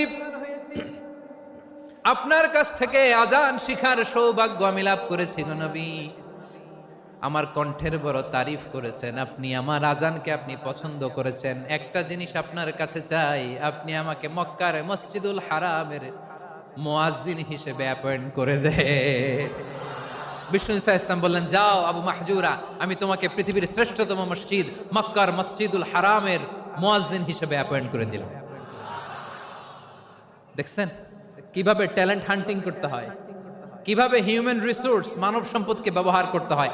আসছিল আজানকে ভেঙাইতে, আসছিল কেন? আজানকে ব্যঙ্গ করার জন্য, বিকৃত করার জন্য। আজানকে বিকৃত করতে যে ইসলামের সবচেয়ে শ্রেষ্ঠ মসজিদের মুয়াজ্জিন হয়ে গেল। পড়েন সুবহানাল্লাহ। হযরত আবু মাহজুরা রাদিয়াল্লাহু তাআলা আনহু ওনার এই সুললিত কণ্ঠ ব্যবহার করে মসজিদুল হারামে এত সুন্দর করে আল্লাহু আকবার বলে আজান দিতেন। মানুষগুলোর, মুসল্লিগুলোর, মক্কাবাসীর হৃদয়কে তিনি বিগলিত করে দিতেন, মানুষের হৃদয়কে ঠান্ডা হয়ে যেত। শুধু এখানেই শেষ না আমার যশোরের ভাইয়েরা। বিশ্বনবী যখন সাইয়েদনা আবু মাহজুরা রাদিয়াল্লাহু তাআলা আনহুকে আজান শিখাচ্ছিলেন, বলেন তো বিশ্বনবীর হাতটা কোথায় ছিল? আবু মাহজুরার মাথার সামনে, এই চুলের উপরে ছিল। আবু মাহজুরা ওই স্মৃতিটাকে ধারণ করবার জন্য, ওই স্মৃতিকে বহন করার জন্য বিশ্বনবীর মোবারক হাত আবু মাহজুরার কপালের চুলের যেই জায়গায় লেগেছে, মৃত্যুর আগের দিন পর্যন্ত আবু মাহজুরা মাথার ওই চুলে কোনোদিন ছুরি আর কামার লাগায় নাই, সেখানে কেচি লাগায় নাই, চুলের মধ্যে খুর লাগায় নাই। আবু মাহজুরা ডান দিকের চুল কাটতো, বাম দিকের চুল কাটতো, পেছনের চুল কাটতো, সামনের চুল কাটতো না। আবু মাহজুরা রাদিয়াল্লাহু তাআলা আনহুর সামনের চুলগুলো বড় হতে হতে যখন এত বড় হয়ে যায়, তিনি চুলগুলো পেঁচিয়ে মাথার মধ্যে রাখতেন, তারপরে তিনি পাগড়ি পরতেন। সবাই জিজ্ঞেস করতো, আবু মাহজুরা, এটা আবার কেমন স্টাইল? দেখতে তোমারে কি বিদঘুটে লাগে, কেমন অড লাগে, কেমন খারাপ দেখা যায়। মক্কায় এমন কোন মানুষ তো দেখি নাই, ডানে চুল কাটে, বায়ে চুল কাটে, পেছনে চুল কাটে, সামনে কাটে না। ওরে আবু মাহজুরা, কেমন দেখা যায় তোমারে, তুমি সামনের চুল কাটো না কেন? আবু মাহজুরা বলে, আমি হাঁটু গেড়ে পেয়ারা নবীর সামনে বসেছিলাম, আমার এই মাথার চুলের মধ্যে মুবারক হাত লাগিয়ে বিশ্বনবী নিজে আমাকে আজানের প্রতিটা বাক্য শিক্ষা দিয়েছেন। বিশ্বনবীর মোবারক হাত, পবিত্র হাত আমার মাথার চুলের যেই জায়গায় লেগেছে, আমি চাই ওই চুলগুলা নিয়ে আমি আমার কবরের ভিতরে যাব। সাইয়েদনা আবু মাহজুরা রাদিয়াল্লাহু তাআলা আনহু ইন্তেকালের আগের পর্যন্ত মাথার সামনের চুলগুলা কাটে নাই। মাথার সামনের চুল তিনি কাটেন নাই। সুবহানাল্লাহি বিহামদি। কেমন ভালোবাসতেন বিশ্বনবী সাহাবীদেরকে, সাহাবারা কেমন ভালোবাসতেন বিশ্বনবীকে। সামনের চুলগুলো বড় হতে হতে এত বড় ছিল, পেঁচিয়ে রেখে পাগড়ি পরতেন, কাটতেন না। নবীর হাত লেগেছিল। সুবহানাল্লাহ পড়েন। তাহলে what is the lesson? Moral of the story কি? মোরাল অফ দ্য স্টোরি হচ্ছে, আসছিল আজানকে ব্যঙ্গ করার জন্য, বিকৃত করার জন্য, হয়ে গেল মসজিদুল হারামের মুয়াজ্জিন। দেখেন বিশ্বনবী একটা খারাপ সিচুয়েশনের মধ্যে থেকে কি ভালো জিনিস বের করে আনলেন। আমি যে শুরুতে বলেছি কিভাবে তিনি হিউম্যান রিসোর্সকে ডেভেলপ করেছেন, ম্যানেজ করেছেন। তিনি যে চৌকস ট্যালেন্ট হান্টার ছিল, দেখেন সবার মধ্যে থেকে এর বাছাই করে মুয়াজ্জিন বানাই দিয়েছেন। সুবহানাল্লাহ পড়েন। তার মানে এই না সবাইরে ধরে ধরে উনি মুয়াজ্জিন বানাইছেন। যার যেই ট্যালেন্ট আছে তাকে ওই কাজে অ্যাসাইন করেছেন। যার যেই প্রতিভা আছে তার প্রতিভাকে ইসলামের কাজে লাগিয়েছেন। সুবহানাল্লাহ পড়েন। যায়েদ বিন সাবেত রাদিয়াল্লাহু তাআলা আনহু নাম শুনেছেন? যশোর কথা বেরোয় না। যদি জিগায় সালমান খানের নাম শুনছেন, সবাই হাত তুলবে, জি হুজুর শুনছি, মানে সব দেখা শেষ। সালমান খান, আমির খান, অমুক খান, সব খান মুখস্থ, কিন্তু যায়েদ বিন সাবেতের নাম মুখস্থ নাই মুসলমানদের। যেই সাহাবী মাথার সামনের চুল কাটে নাই, মসজিদুল হারামের মুয়াজ্জিন বানাইছেন বিশ্বনবী, ওই সাহাবীর নাম কি? খায়া ফেলাইস, স্লোগানের সাথে খায়া ফেলাইস। আবু মাহজুরা, কি নাম? আবু মাহজুরা আল জুমাহি রাদিয়াল্লাহু তাআলা আনহু। এই নামটা আজকে নিয়ে যাইতে হবে যশোর। আবু মাহজুরা রাদিয়াল্লাহু তাআলা আনহু। দুই নম্বরে বলছিলাম যায়েদ বিন সাবেত রাদিয়াল্লাহু তাআলা আনহু। বিশ্বনবী দেখলেন মদিনার এই আনসারী সাহাবী হাইলি ট্যালেন্টেড, ইন্টেলেকচুয়াল, মেরিটোরিয়াস, জ্ঞানের প্রতি তার আকর্ষণ, মারাত্মক আকর্ষণ। বিশ্বনবী তাকে দায়িত্ব দিলেন, কোরআন যা নাজিল হয় তুমি লিখো, কাতিবুল ওয়াহি বানায় দিলেন। সুবহানাল্লাহ। যায়েদ বিন সাবেতরে আবার আজান শিখান নাই, কারণ তার মধ্যে বিশ্বনবী প্রতিভা দেখেছেন, একাডেমিক প্রতিভা। বিশ্বনবীর একাডেমিক প্রজেক্টগুলো তিনি হ্যান্ডেল করতেন। যায়েদ বিন সাবেত ছিল বিশ্বনবীর ব্যক্তিগত সচিব। কি ছিল? ব্যক্তিগত সচিব। বোঝেন নাই? বিশ্বনবীর ব্যক্তিগত সচিব এবং দোভাষী। ইহুদিরা কিছু লিখে দিলে এটার অর্থ বিশ্বনবীরে বুঝায় দিতেন, আবার ইহুদিদের কাছে কিছু লিখতে হলে তিনি লিখে দিতেন। বিশ্বনবী একদিন বললেন, ইন্নী ওয়াল্লাহি মা আমানু ইয়াহুদা আলা কিতাব। ইহুদিরা যে চিঠি পাঠায় অর্থ তো বুঝি না, আরেক ইহুদি আইনা অর্থ করা লাগে। আবার ইহুদিদের কাছে কিছু লিখে পাঠাইতে চাইলে আমরা তো লিখতে পারি না, ইহুদিরে দিয়ে লেখা লাগে। ওরা যে পয়রা শোনায় লিখে দেয়, আমি ওদের বিশ্বাস করি না। আমার নিজের একজন লোক দরকার। বিশ্বনবী এই যায়েদ বিন সাবেতকে চুজ করলেন ল্যাঙ্গুয়েজের জন্য।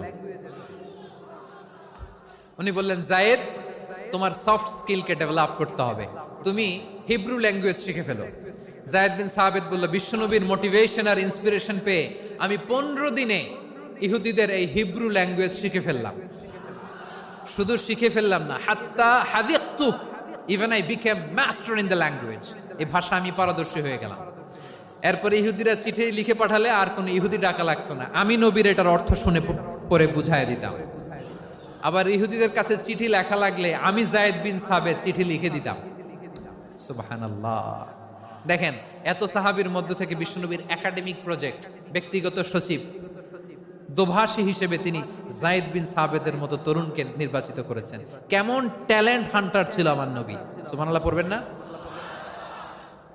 বিশ্বনবীর ইন্তেকালের পরে সাইয়েদনা আবু বকর রাদিয়াল্লাহু তাআলা আনহু যখন খলিফা হয়ে আসলেন, কোরআনকে সংকলনের দায়িত্ব দেয়া লাগবে, কোন সাহাবীকে দিবেন? সব সাহাবারা মিলে পরামর্শ করলেন।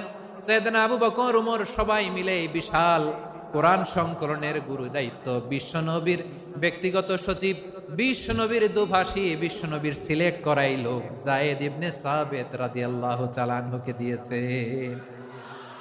কোরআনের কপি তো আজকে এখানে রাখে নাই। এই যে আজকের যে কোরআন পড়েন, এটা আগে এরকম ছিল না। কোরআন নাজিল হলে সাহাবারা চামড়ার, ওটের চামড়ায় লিখে ফেলতো, ওটের চ্যাপ্টা হাড্ডির মধ্যে লিখে ফেলতো, গাছের গুড়ির মধ্যে লিখে ফেলতো। বিভিন্ন জনের কাছে ছড়ানো ছিটানো ছিল। আবু বকর রাদিয়াল্লাহু তাআলা আনহু একসাথে করলেন, পরবর্তীতে উসমান রাদিয়াল্লাহু তাআলা আনহু একসাথে করলেন। 114 সূরার এখন এই মুসহাফ, এই কম্পাইলেশন, এই কপি আমরা পেয়েছি, যার হিউজ কন্ট্রিবিউশন ছিল। এই পুরো কোরআন কম্পাইলেশনের প্রজেক্ট ম্যানেজার ছিল যায়েদ বিন সাবেত রাদিয়াল্লাহু তাআলা। কোরআন কম্পাইলেশনের প্রজেক্ট ম্যানেজার। দেখেন উনারে মাথায় হাত দিয়ে আজান শিখায় নাই। সুবহানাল্লাহ কইবেন না? তাহলে প্রথম সাহাবী আবু মাহজুরাকে মুয়াজ্জিন বানাইলেন, যায়েদ বিন সাবেতকে ব্যক্তিগত সচিব আর দোভাষী বানালেন, মুসআব ইবনে উমাইর রাদিয়াল্লাহু তাআলা আনহুকে ইসলামের প্রথম অ্যাম্বাসেডর বানালেন। তাহলে তৃতীয় নাম্বার একজন সাহাবীর নাম বলছি, মুসআব ইবনে উমাইর। মুসআব কি নাম? নামটা কেমন লাগে? এই কয়েকজনের ভাল লাগে, বাকিদের ভাল লাগে না? ভাল লাগে? এই এই আর কয়েকটা মিনিট দেওয়া যাবে না আমাকে আল্লাহর রাস্তে? হ্যাঁ ঠিক আছে, আমি তোমাদেরকে ভালোবাসা দেখাবো, দোয়া করব যদি চুপ থাকো, একেবারে চুপ, কষ্ট সহ্য করো, বাকিরে যা সওয়াব পাবে তোমরা ডবল পাবা, যেহেতু কষ্ট বেশি, কিন্তু চুপ। 3 নাম্বার সাহাবীর নাম মুসআব। এই ধাক্কাধাক্কি কেন? ধাক্কাধাক্কি কেন রে ভাই?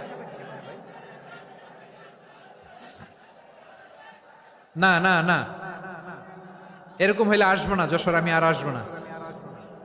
হয় পিছনে চলে যাও, নাহলে চুপ, ধাক্কাধাক্কি নাই। 3 নাম্বার সাহাবীর নাম মুসআব। কি নাম? He was the first ambassador in Islam. ইসলামের প্রথম ডিপ্লোমাট, প্রথম কূটনৈতিক, ইসলামের প্রথম কূটনৈতিক, ইসলামের প্রথম ডিপ্লোমাট, প্রথম অ্যাম্বাসেডর মুসআব ইবনে উমাইর। মক্কার তরুণ যুবক, উনি পারফিউম লাগাইলে মানুষ দেখলেই বুঝতো এটা মুসআব লাগাইছে। এমন ড্যাশিং ফেসের ছিল, এমন স্মার্ট ড্যাশিং ফেস, এমন পার্সোনালিটির মানুষ ছিল মুসআব রাদিয়াল্লাহু তাআলা আনহু। কারণ যিনি ইসলামের স্পোকম্যান হবেন, মুখপাত্র হবেন, তার স্মার্ট হওয়ার দরকার আছে না নাই? আকাবার প্রথম শপথ যখন হলো, তাদের সাথে বিষ্ণু ঈসা ইসলাম মদিনাতে একজন মুখপাত্র পাঠালেন, ডিপ্লোমাটকে পাঠালেন, অ্যাম্বাসেডর অফ ইসলাম, তিনি হচ্ছেন মুসআব ইবনে উমাইর। পড়েন সুবহানাল্লাহ। বিশ্বনবী দেখলেন সে অনেক স্মার্ট, তার ডেডিকেশন আছে, সিনসিয়ারিটি আছে, এবং মদিনায় যে আউস খাজরাজ গোত্রের নেতাদের সাথে ডিল করতে হবে, ইহুদিদের সাথে ডিল করতে হবে, ওখানে একজন পাক্কা জানু খেলোয়াড়ের দরকার আছে না নাই? মুসআব ইবনে উমাইর রাদিয়াল্লাহু তাআলা আনহু, ওনাকে বিষ্ণু ঈসা ইসলাম চুজ করলেন। এবং বিষ্ণু ঈসা ইসলামের এই চুজিংটা, এই সিলেকশনটা এত সুন্দর ছিল, তিনি মদিনাতে যে বিশ্বনবী আসার আগেই মদিনার জমিনকে তিনি উর্বর করে ফেলছেন।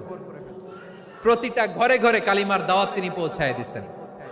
জুমার বিধান নাজিল হয়েছে, কিন্তু মক্কায় পরিবেশ নাই জুমা পালনের। বিষ্ণু ঈসা ইসলাম একজনকে দিয়ে খবর পাঠালেন, যাও মদিনায় মুসাবকে যে বলো, মুসাব তো আমার শিক্ষক, আমার স্পোকম্যান, মদিনাতে যেন তারা জুমা কায়েম করে। বিশ্বনবীর আগেই মুসআব মদিনার মুসলিমদেরকে নিয়ে মদিনায় প্রথম জুমা কায়েম করে ফেলছে। কোন সুবহানাল্লাহ। ডিপ্লোমাটদের কেমন হইতে হয়,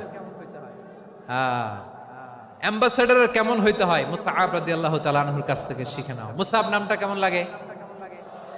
যশোর যাদের সন্তান হবে, ছেলে সন্তান, আমার রাস্তায় পাইলে সবাই জিজ্ঞেস করে, হুজুর একটা নাম দেন, আমার ছেলে হবে। যশোরবাসীর জন্য আমি একটা নাম দিয়ে দিলাম, নাম রাখতে হবে মুসআব। কি নাম? নামটা যাদের ভাল লাগে, ছেলে সন্তান অনাগত আসবে, মনে চাইলে নাম রেখে দিবেন মুসআব রাদিয়াল্লাহু তাআলা আনহুর নামে মুসআব। তাহলে মুসআব রাদিয়াল্লাহু তাআলা আনহুকে বিশ্বনবী ল্যাঙ্গুয়েজ শিখান নাই, সফট স্কিল শিখান নাই। যায়েদ রাদিয়াল্লাহু তিনি হিব্রু ল্যাঙ্গুয়েজ শিখেছেন, সুরিয়ানি শিখেছেন, কিন্তু মুসআবকে তিনি বানিয়েছেন the spokesman of Islam, the first diplomat, the ambassador of Islam. সুবহানাল্লাহ পড়বেন না? আব্দুল্লাহ ইবনে আব্বাস রাদিয়াল্লাহু তাআলা আনহু বিশ্বনবীর কাজিন, চাচাতো ভাই। আবার মাইমুনা রাদিয়াল্লাহু তাআলা আনহু, মাইমুনা নবীর স্ত্রী, তিনি ছিলেন আব্দুল্লাহর আপন খালা। তো নবীর বউ যদি ওনার খালা হয়, নবী তার কি? বুঝে নাই, নবী তার কি? খালু। তাহলে সম্পর্ক অনেক গভীর, কাজিন আবার খালু, ছোট্ট মানুষ, তাই রাতে মাঝে মাঝে ঘরে থাকতো। বিশ্বনবী দেখলেন আব্দুল্লাহ যেহেতু আমার ঘরে ঢুকতে পারে, আব্দুল্লাহরে এই উম্মতের বড় শিক্ষাবিদ বানাইতে হবে। কথা বোঝে নাই? আব্দুল্লাহকে কি বানাইতে হবে? শিক্ষাবিদ, এডুকেটর অফ দিস উম্মাহ, এই উম্মার শিক্ষাবিদ বানাইতে হবে। তাই আব্দুল্লাহ ইবনে আব্বাসকে বিশ্বনবী হাতে কলমে শিক্ষা দিয়েছেন। আহারে, আর এরপরে যে কি ভাষা আসবে তোমাদের জন্য আমার মুখ থেকে আমি নিজেও জানি না, আমি নিজেও জানি না। 1 ঘন্টা যাবত ধাক্কা ধাক্কি মারামারি। তো আসতে বলছে কে তোমাকে? পেছনে চলে যাও, জায়গা না পেলে। পুরো প্রোগ্রামটাই নষ্ট করে দিল।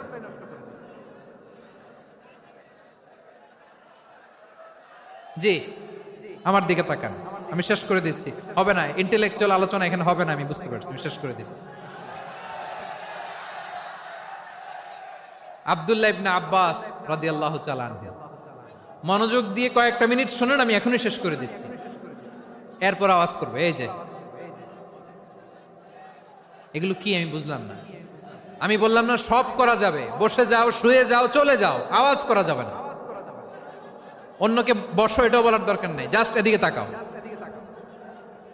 আল্লাহ। আব্দুল্লাহ ইবনে আব্বাস রাদিয়াল্লাহু তাআলা আনহু, উনাকে বিশ্বনবী হাতে কলমে শিক্ষা দিয়েছেন, যেহেতু উম্মতের শিক্ষাবিদ হবেন, এডুকেটর হবেন। তো বিশ্বনবী রাতে যখন তাহাজ্জুদ পড়তেন, ছোট্ট আব্দুল্লাহ ঘরে থাকতো। বুঝতে পেরেছেন? ছোট্ট মানুষ তো ঘরে থাকতো। তো বিশ্বনবী তাহাজ্জুদের জন্য একবার দাঁড়িয়েছেন, ছোট্ট আব্দুল্লাহ ওযু করে দাঁড়াইছে। আচ্ছা বলেন তো, ইমাম আর মুসল্লি মোট যদি দুইজন হয়, একজন ইমাম একজন মুসল্লি, তো মুসল্লি ইমামের কোন দিকে দাঁড়াবে? ডানে দাঁড়াবে। ছোট্ট আব্দুল্লাহ বুঝে নাই, বিশ্বনবী তাহাজ্জুদ শুরু করেছেন, উনি ইক্তেদা করছেন আর দাঁড়াইছেন বায়ে। কোথায় দাঁড়িয়েছেন? আব্দুল্লাহ বলেন, যখন আমি বায়ে দাঁড়ালাম, আখাযা রাসূলুল্লাহ সাল্লাল্লাহু আলাইহি ওয়াসাল্লাম উযুনি আল ইউমনা ইয়াফতিলুহা, বিশ্বনবী নামাজরত অবস্থায় আমার কান ধরে টেনে আমার ডান দিকে এনে দাঁড় করায় দিলেন। পড়েন সুবহানাল্লাহ। দেখেন হাতে কলমে শিক্ষা। আর জীবনে ভুলাবে? কথা কয় না, আর ভুলাবে? আর ভুল হবে না। এভাবে বিশ্বনবীর অনেক সঙ্গ পেয়েছেন, সফর করেছেন, একই বাহনে বসেছেন, এক বাহনে বসে লম্বা নাসিহত করেছেন, বলেছেন ইয়া গোলাম ইহফাজিল্লাহ ইয়াহফাজকা ইহফাজিল্লাহ তাজিদহু তুজাহাক ইযা সাআলতা ফাসআলিল্লাহ ওয়া ইযা ইসতাআনতা ফাসতাইন বিল্লাহ। আল্লাহর বিধান মানো, আল্লাহর বিধান রক্ষা করো, আল্লাহ তোমায় রক্ষা করবে। আব্দুল্লাহ, চাইতে হলে আল্লাহর কাছে চাও, সাহায্য চাইতে হলে আল্লাহর কাছে সাহায্য চাও। মনে রাখো, গোটা বিশ্বের সবাই যদি তোমার সাহায্য করতে চায়, ততটুকুই করতে পারবে যতটুকু আল্লাহ তোমার নসিবে রেখেছে। গোটা বিশ্ব যদি তোমার বিরুদ্ধে ষড়যন্ত্রে দাঁড়িয়ে যায়, ক্ষতি ততটুকু করতে পারবে যতটুকু তোমার জন্য বরাদ্দ আছে, এর বাইরে কিছু করতে পারবে না। আওয়াজ করে বলেন ঠিক কিনা? এভাবে হাতে কলমে শিখিয়েছেন, বিশ্বনবীর সঙ্গ পেয়েছেন। উনাকে বিষ্ণু ইসলাম শিক্ষাবিদ, এডুকেটর অফ দিস উম্মাহ হিসেবে সিলেক্ট করেছেন, হাতে কলমে শিখিয়েছেন। বিশ্বনবী একবার প্রকৃতির ডাকে সাড়া দিয়ে এসেছেন। এখন কি করতে হবে? নামাজের জন্য ওযু করতে হবে। বিশ্বনবী এসেই দেখেন ওযুর বদনায় পানি ভরা, খুশি হয়ে গেলেন, বললেন কে রেখেছে পানি? একজন বলল আব্দুল্লাহ রেখেছে। বিশ্বনবী অত্যন্ত খুশি হলেন, খুশি হয়ে একটা দোয়া করলেন, বললেন আল্লাহুম্মা ফাক্কিহু ফিদ্দীন ওয়া আল্লিমহু তা'ওয়ীল। আল্লাহ, তুমি আব্দুল্লাহকে দ্বীনের বুঝ দিও আর কোরআনের তাফসীর শিক্ষা দিও। বিশ্বনবীর এই দোয়া এমন লাগছে, উনি রাইসুল মুফাসসিরিন, এই পৃথিবীতে যত মুফাসসির ছিল, যত মুফাসসির আসবে, সকল মুফাসসিরের সম্রাট হিসেবে স্বীকৃত হয়েছেন। আব্দুল্লাহ ইবনে আব্বাস, বিশ্বনবী ওনারে আজান শিখান নাই, বিশ্বনবী ওনারে ল্যাঙ্গুয়েজ শিখান নাই, বিশ্বনবী ওনারে অ্যাম্বাসাডর বানান নাই, হাতে কলমে শিক্ষা দিয়েছেন। ছোট্ট মানুষ, বিশ্বনবী ইন্তেকাল করলেন, আবু বকরের সময় গেল, ওমরে ফারুকের খেলাফত, তখনও তিনি তরুণ। ওমরে ফারুক রাদিয়াল্লাহু তাআলা আনহু ওনার ক্যাবিনেট মিনিস্ট্রির বৈঠকে এই আব্দুল্লাহ ইবনে আব্বাসকে পাশ দিয়ে বসায় রাখতেন। বয়স্ক সাহাবারা এটা পছন্দ করতো না, তারা বলতো ঘটনা কি, আব্দুল্লাহর মতো ছেলে নাতি আমাদের আছে, এরা কেন রাখে ওমরে ফারুক? ওমরে ফারুক এটা টের পেলেন, তিনি বুঝতে পারলেন যে ক্যাবিনেট মেম্বাররা এটা পছন্দ করে না, ছোট্ট আব্দুল্লাহরা কেন রাখি, কেন যে রাখি, এটা একদিন বুঝাবো। একদিন মিটিং এ তিনি সবাইকে বললেন ইযা জাআ নাসরুল্লাহি ওয়াল ফাতহ।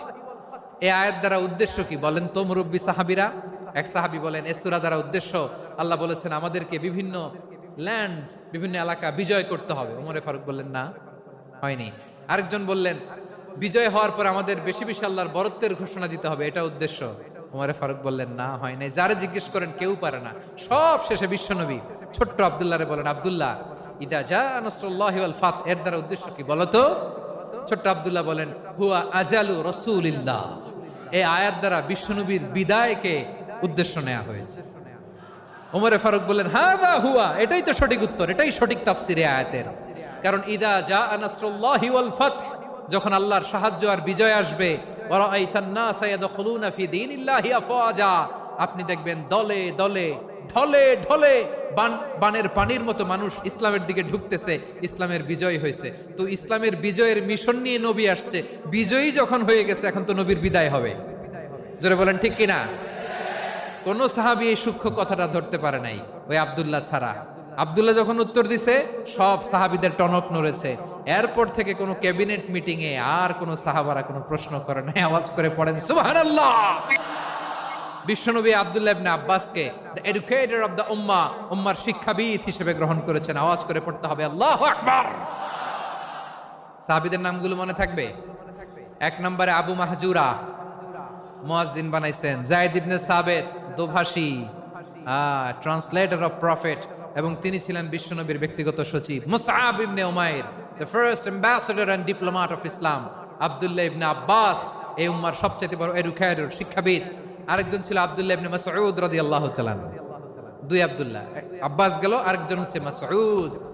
মক্কার তরুণ, ছাগল পালতো মুশরিকের বিশ্বনবী আর আবু বকর রাদিয়াল্লাহু তাআলা আনহু একবার গেলেন, যে দেখে এই তরুণ দাঁড়ায় আছে। বিশ্বনবী বলেন, আমি খুব ক্ষুধার্ত, তোমার কাছে কি দুধ আছে ছাগলের?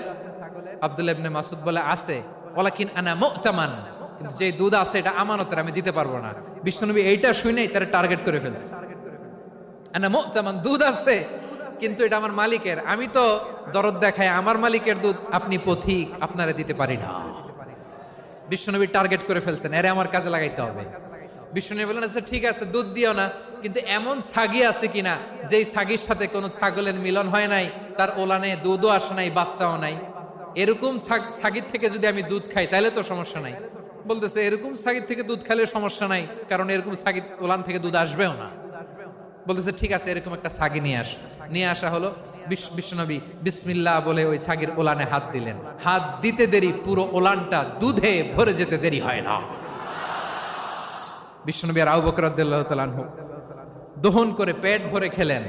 এই দৃশ্য আব্দুল্লাহ ইবনে মাসউদের হৃদয়ে দাগ কাটলো। এই মুজিজা দেখে তিনি বললেন, আশহাদু আল্লা ইলাহা ইল্লাল্লাহ ওয়া আশহাদু আন্না মুহাম্মাদুর রাসূলুল্লাহ।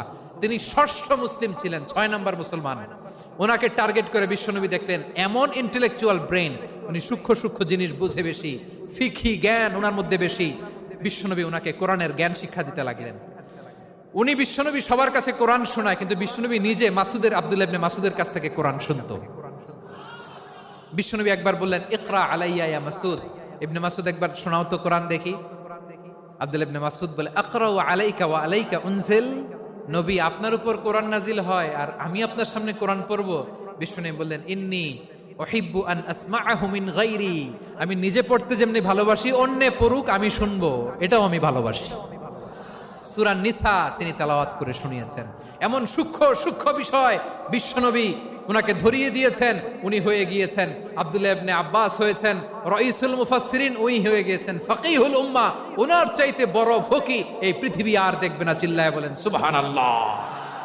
উনি বলতেন, ওয়াল্লাহি ওয়াল্লাহি ইল্লাযী লা ইলাহা গায়রু মা উনজিলাত সূরাতুন ইল্লা ওয়া আনা আ'লামু আইনা উনজিলাত ওয়া ফীমা উনজিলাত। বিশ্বনবী এমন ভাবে কোরআনের দার্স আমাকে দিয়েছেন, কোরআনে যত সূরা নাজিল হয়েছে, যেখানে নাজিল হোক না কেন আমি জানি এটা কোথায় নাজিল হয়েছে এবং কোন প্রেক্ষাপটে নাজিল হয়েছে। এমন একটা সূরা নাই যে সূরার কোথায় নাজিল হয়েছে আমি মাসুদের জানা নাই, কোন প্রেক্ষাপটে নাজিল হয়েছে আমার জানা নাই। এরকম ঘটবে না। চিল্লায় বলেন আল্লাহু আকবার। এই আব্দুল্লাহ ইবনে মাসউদ রাদিয়াল্লাহু তাআলা আনহু ওমর ফারুকের সময় কুফার চিফ জাস্টিস ছিলেন। কুফা নগরীর চিফ জাস্টিস। চিফ জাস্টিস বুঝেন নাই? বিচারপতি। কি ছিলেন? সবাই বলে নাই, কি ছিলেন? বিচারপতি ছিলেন। এবং ওনার যে ফিকহি জ্ঞানের ধারা, এটাই আলকামা, ইব্রাহিম আন-নাখাই, হাম্মাদ ইবনে সুলাইমান হয়ে ইমাম আবু হানিফা পর্যন্ত পৌঁছেছে। এবং ওনার ফিকহি জ্ঞানের ধারাই হানাফি মাযহাবে অ্যাকসেপ্ট হয়েছে। আজও এগুলো হানাফি মাযহাবে চর্চিত হয়। হানাফি মাযহাবের সব ফিক আব্দুল্লাহ ইবনে মাসউদের ফিকহি জ্ঞানের ধারা থেকে নেওয়া হয়েছে। চিল্লায় পড়েন সুবহানাল্লাহ। তাহলে উনাকে বিশ্বনবী বানিয়েছেন জুরিস্ট, আইনবিদ, ফাকিহ।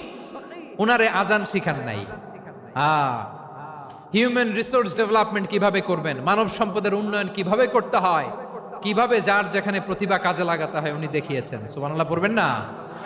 খালিদ বিন ওয়ালিদ নাম শুনছেন? কে কে শোনেন নাই হাত তোলেন। কি ছিলেন? বীর যোদ্ধা। বীর যোদ্ধা ছিলেন খালিদ বিন ওয়ালিদ, কিন্তু তিনি ইসলাম ধর্ম গ্রহণ করেছেন অনেক দেরিতে, অষ্টম হিজরিতে।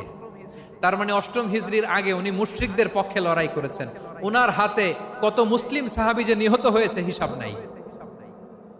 বিষ্ণুনবী টার্গেট করে রাখছে, তুমি আমাদের মুসলিমদের এত ক্ষতি করলা, তুমি যখন মুসলমান হবা তোমার দিয়ে আমি এমন কাম করামু যে এটা আর কেউ করতে পারবে না। সুবহানাল্লাহ নাই? যশোর ক্লান্ত হয়ে গেছে।